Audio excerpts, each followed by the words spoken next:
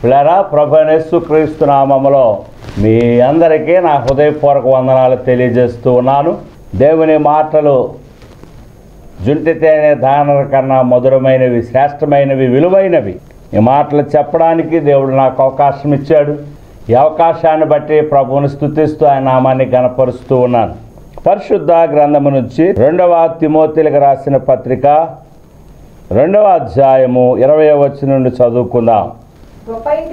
గొప్ప ఇంటిలో వెండి పాత్రలను, బంగారపు పాత్రలను మాత్రమే కాక కర్రవియు మట్టివియు కూడా ఉండును. వాటిలో కొన్ని ఘనహీనతకును ఉపయోగింపబడును. ఎవడైనను వీటిలో చేరక తన్ను తాను పవిత్రపరచుకుని ఎడల వాడు పరిశుద్ధపరచబడి యజమానుడు వాడుకొనుటకు అర్హమైన ప్రతి సత్కార్యమునకు సిద్ధపరచబడి ఘనత నిమిత్తమైన పాత్రై ఉండును. ప్రార్థన చేసుకుందాం. యేసయ్యా, నీ మాటలు మేము ధ్యానిస్తుండగా నాతో మాట్లాడండి, నా ద్వారా మాట్లాడండి. నీ మాటలను బయలుపరచమని ప్రార్థన చేస్తున్నా. చదవబడిన లేఖన భాగములను దీవించండి. వాటి ద్వారా నీ చిత్తాన్ని మాకు బయలుపరచమని యేసయ్య శ్రేష్ఠ నామములో ప్రార్థిస్తున్నాము తండ్రి, ఆమేన్. పిల్లరా, ఇక్కడ తిమోతిలకు రాసిన 2వ పత్రికలో అపోస్తలుడైన పౌలు చక్కని మాటను జ్ఞాపకం చేస్తున్నాడు. గొప్ప ఇంటిలో, ఇల్లు అనగా దేవుని ఇల్లు. మోషే దేవుని ఇల్లంతటిలో నమ్మకమైన వాడిగా చూస్తున్నాం. ఈ భూమి దేవుని యొక్క ఇల్లు. ఇంటి యజమానుడు దూర ప్రయాణమయ్యాడు. పున్నమి నాటి వరకు తిరిగి రాడని జ్ఞాపకం చేస్తున్నాను. నీ ఇంటిని గురించిన ఆసక్తి నన్ను భక్షిస్తూ ఉన్నదని వాక్యము సెలవిస్తూ ఉన్నది. కనుక దేవుని ఇంటిలో కొన్ని పాత్రలు ఉన్నట్లుగా మనము చూస్తున్నాం. అవి వెండి పాత్రలను, బంగారు పాత్రలను మాత్రమే కాక కర్రవియు మట్టివి కూడా ఉండును. వాటిలో కొన్ని ఘనతకును కొన్ని ఘనహీనతకును వినియోగింపబడుతున్నాయి. కనుక ఈ లోకములో చాలా పాత్రలు మనం చూస్తూ ఉన్నాం. కొన్ని వెండి పాత్రలను మనము చూస్తున్నాము. మరికొందరు బంగారు పాత్రలుగా మనకు కనబడుతున్నారు. మరికొన్ని కర్ర పాత్రలుగా, మరికొన్ని మట్టి పాత్రలుగా చూస్తూ ఉన్నాం. ఇవన్నీ పాత్రలే, ఈ లోకములో ఉండే పాత్రలు. దేవుడు వారి సామర్థ్యమును బట్టి, వారి స్థితిగతులను బట్టి దేవుడు వారికి కొన్ని పాత్రలు ఇస్తాడు, లేక కొన్ని పాత్రలుగా ఆయన వాడుకుంటాడు. ఇక్కడ ఏమని జ్ఞాపకం చేస్తున్నాడంటే, కొన్ని ఘనతకు వాడుతారు. చాలామంది బంగారం పెట్టులో తింటారు, బంగారం గ్లాసులో తాగుతారు, బంగారం స్పూన్లు, బంగారం పండ్లు, బంగారంతో చాలా వస్తువులు తయారు చేసుకుంటారు. పిల్లరా, గమనించండి, వారికున్న ఆర్థిక స్తోమతను బట్టి. మరికొందరు వెండి పాత్రలు వాడుతారు. ప్రాముఖ్యంగా చిన్నపిల్లలకు అన్నప్రాసన చేసినప్పుడు వెండి గిన్నెలో భోజనం పెడతారు, వెండి స్పూన్లో తాగిస్తారు మన స్తోమత కొలది.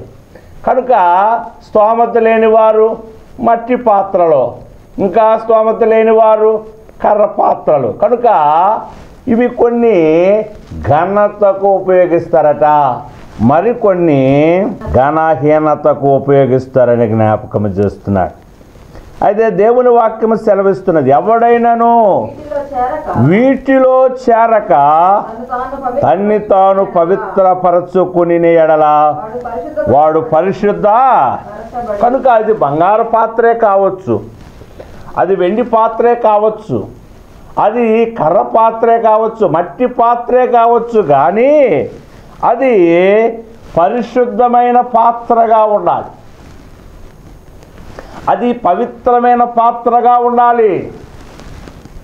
బంగారం అని చెప్పుకున్నంత మాత్రాన ఈ లోకములో విలువ ఉండవచ్చు, కానీ దేవుని దృష్టిలో అది విలువైనది కాదు.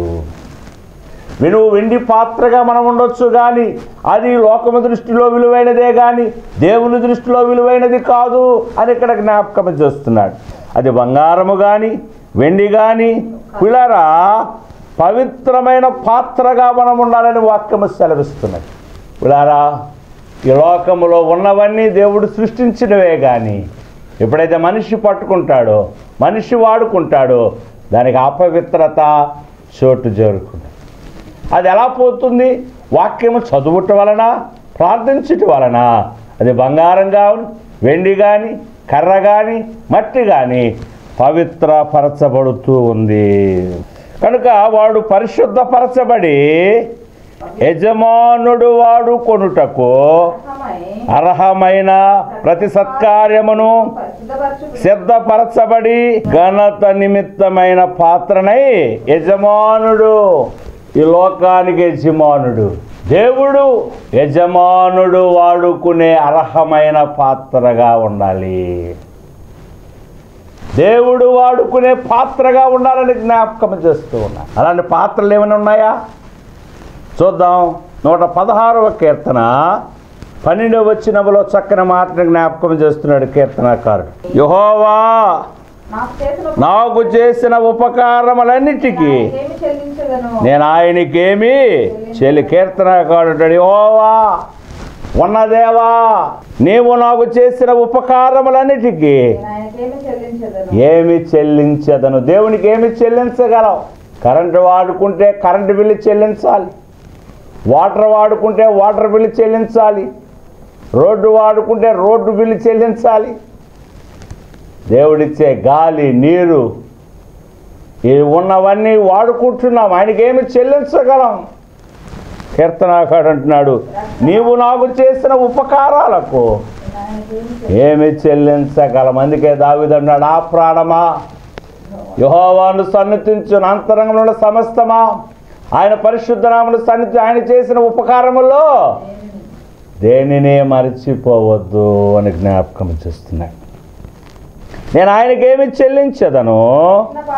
రక్షణ పాత్రను చేతబుచ్చుకొని యెహోవా నామమున ప్రార్థన. రక్షణ పాత్ర ఇది బంగారం కన్నా విలువైనది, వెండి కన్నా విలువైనది, కర్ర మట్టి కన్నా విలువైన పాత్ర యేసయ్య పాత్ర. ఆమె ఒక కుమారుని కంటుంది. తన ప్రజలను వారి పాపము నుండి ఆయనే రక్షిస్తాడు కనుక ఆయనకి యేసు అని పేరు పెడతారు. యేసు పిల్లరా, యేసు ప్రభు పుట్టినప్పుడు దేవాలయములో ఒక వృద్ధుడు వచ్చి ఎలాగూ దేవుని మాటల జ్ఞాపకం చేస్తున్నాడు. దేవాలయము సిమియోను అనే మనుష్యుడు. చూడండి, లోకారాసిన సువార్త 2వ అధ్యాయము 25వ వచనములో ఓ చక్కని సన్నివేశాన్ని ఇక్కడ జ్ఞాపకం చేస్తున్నాడు. యెరూషలేము సిమియోను అనే ఒక మనుష్యుడు ఉండెను. అతడు నీతిమంతుడు. 25వ వచనం, భక్తి పరుడై ఉండెను. ఆదరణ కొరకు కనిపెట్టువాడు, పరిశుద్ధాత్మ అతని మీద ఉండెను. చూడకుండా మరణము పొందడని అతనికి పరిశుద్ధాత్మ చేత బయలుపరచబడి ఉండెను. ఆత్మవశుడై దేవాలయములోనికి వచ్చెను. అంతటా ధర్మశాస్త్ర పద్ధతి చొప్పున ఆయన విషయమే జరిగించుటకు తల్లిదండ్రులు శిశువైన యేసును దేవాలయములోనికి తీసుకొని వచ్చారు.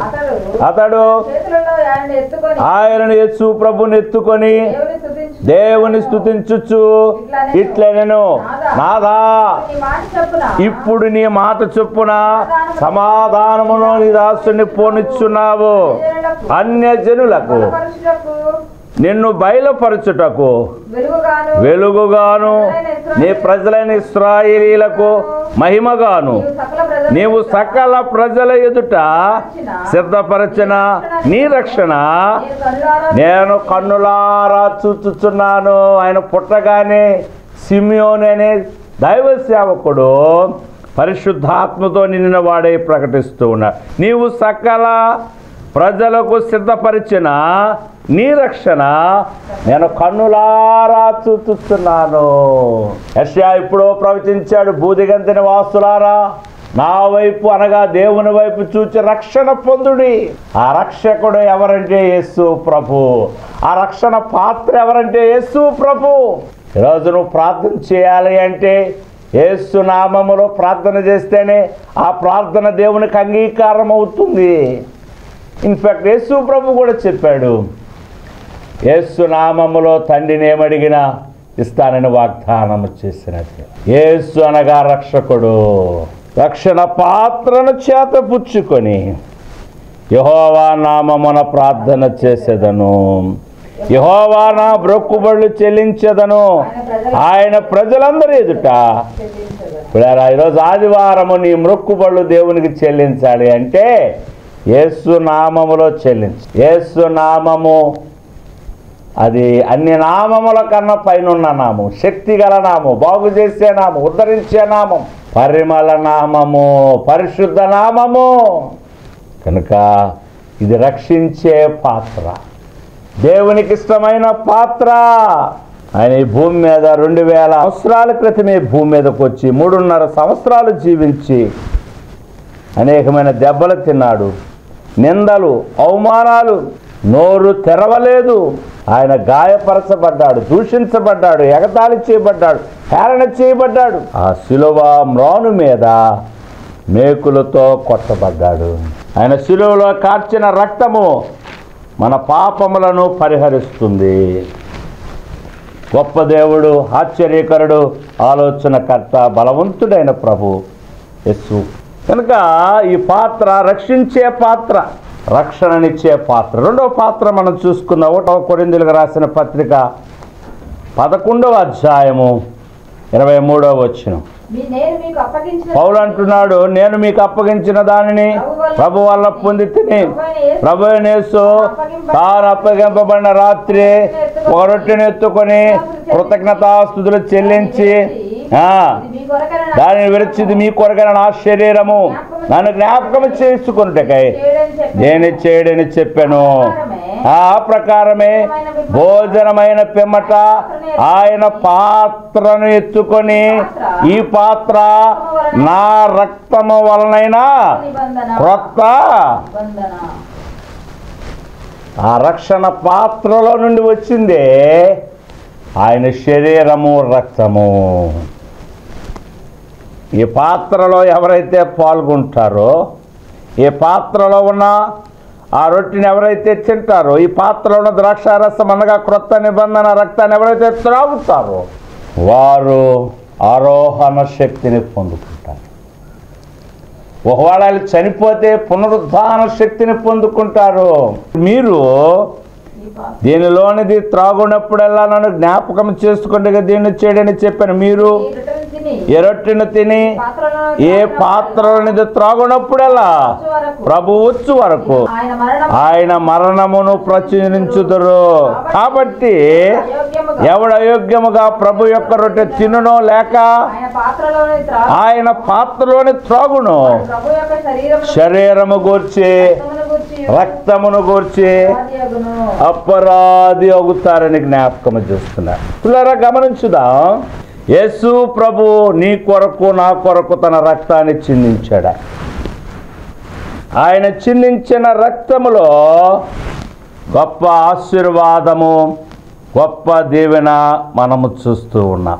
కనుక ప్రభుత్వని చివరి రోజుల్లో నీవు నేను ఎలా ఉన్నామో ఒకసారి పరిశీలన చేసుకో, ఎలా ఉంటున్నామో ఒకసారి పరిశీలన చేసుకుందాం.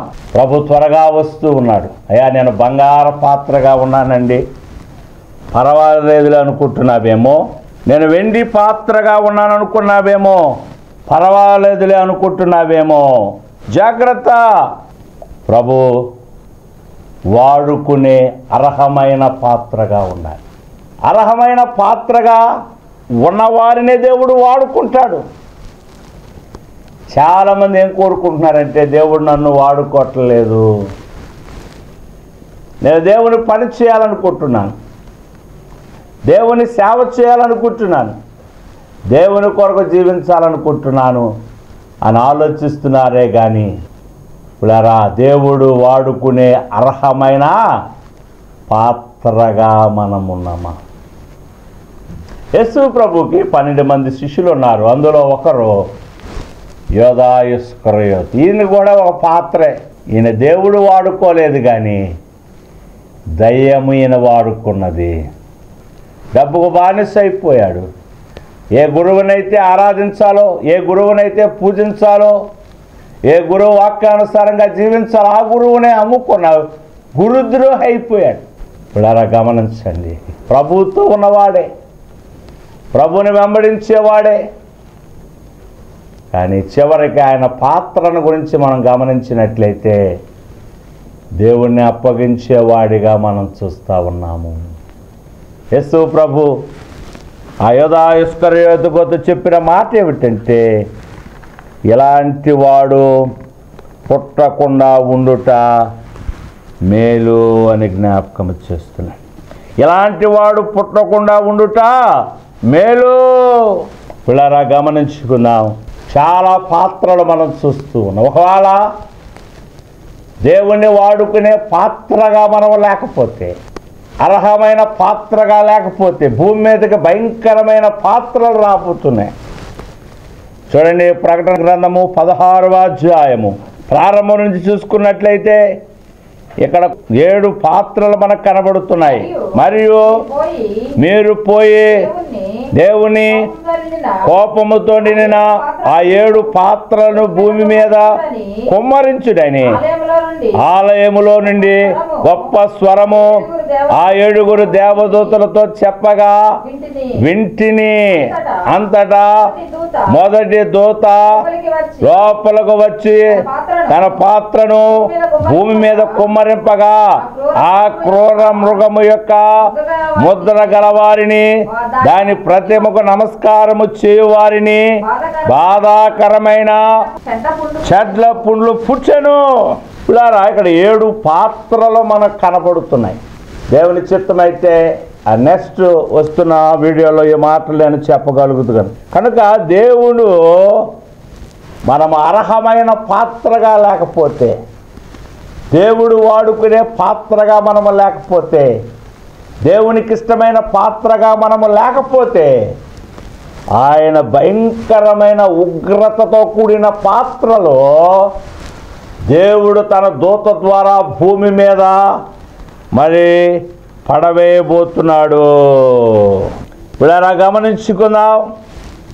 ఈ మొదటి పాత్ర మనం గమనించినట్లయితే, ఆ క్రూర మృగము ముద్రకు కానీ దాని ప్రతిమకు కానీ నమస్కారము చేయువారిని, క్రూర మృగము అని జ్ఞాపకం చేస్తున్నాడు. ఆ ముద్ర గలవారిని, ఏ ముద్ర?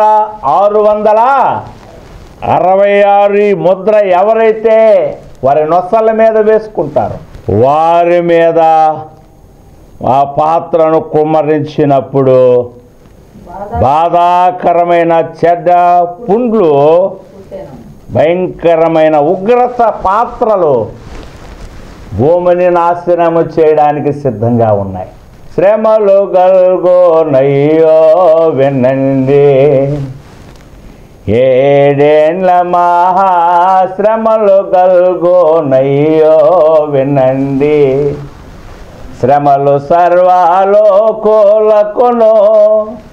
శ్రమలు సర్వమతములకును, శ్రమలు సర్వలోకులకును,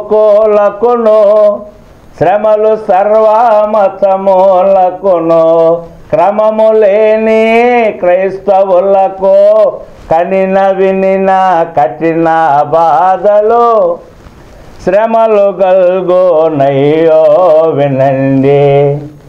7 మహాశ్రమలు గల్గోనయ్యో వినండి. భయంకరమైన శ్రమలు 7 భూమి మీదకి రాబోతున్నాయి. కనుక ఆ భూమి మీద ఉన్న నీవు, దేవుని గొప్ప ఇంటిలో ఉన్న నీవు నేను, దేవుని పరిచర్య కొరకు, దేవుని పని కొరకు, ఎలాంటి పాత్రగా వాడబడుతున్నాము? సంఘములో నీ పాత్ర ఏమిటి? దేవుని పనిలో నీ పాత్ర ఏమిటి? దేవుని కార్యాలయంలో నీ పాత్ర ఏమిటి? ఒకసారి పరిశీలన చేసుకో. నాకు ఉద్యోగం ఉన్నది, వ్యాపారం ఉన్నది, బ్యాంకు బ్యాలెన్స్ ఉన్నది, పర్వాలేదులే అనుకుంటున్నామేమో, నాకు ఎవరితో అవసరం లేదంటారేమో. పెద్దలు ఆ మాట అన్నారు, అది బంగారం పళ్ళెమైనా దాని గోడ చేర్పు కావాలి. నువ్వు బంగారమైనా, వెండైనా, చెక్క అయినా, మట్టి అయినా, గోడనే దేవుడు సహాయము నీకు కావాలి. దేవుని సహాయము లేకుండా ఈ లోకములో నీవు నేను చలామణి కాము. ఒకరోజు రాబోతుంది, ఈ పాత్రలన్నీ బజార్లో పాడేస్తారు. బంగారు పాత్రలు, వెండి పాత్రలు దాచుకుంటున్నారు అందరూ. మాకు తెలుసు, ఒక నాన్నగారితో పాటు ఒక పరిచారకుడు ఉండిపోయారు, ఆయన పేరు సామెల్ గారు. ఆయన ఎప్పుడో మాట చెప్తూ ఉండే, లక్షాధికారి అయిన లవణ అన్నంబే గాని మెరుగు బంగారంబు మృంగబోడు. నువ్వు కోటీశ్వరుడు అయినా, లక్షాధికారి అయినా అన్నమే తింటాము కానీ బంగారము కరగేసుకొని తినాలి. నేను బంగార పాత్రగా ఉన్నానండి, బంగారు భవిష్యత్తు నాకుందండి, బంగారం ఉందండి, బంగారం లాంటి పిల్లలు ఉన్నారండి, నాకేం పర్వాలేదు అనుకుంటున్నావేమో కానీ దేవుడు జ్ఞాపకం చేస్తున్నాడు. దేవుడు అడుగుతున్నాడు, నా ప్రియ సహోదరుడా సహోదరి, నువ్వెలాగున్నావో ఒకసారి పరిశీలన చేసుకో. నువ్వు దేని కొరకు వాడబడుతున్నావో ఒకసారి పరిశీలన చేసుకో. ఘనహీనతకు వాడబడుతున్నామా? ఘనమైన పనుల కోసం వాడబడుతున్నామా?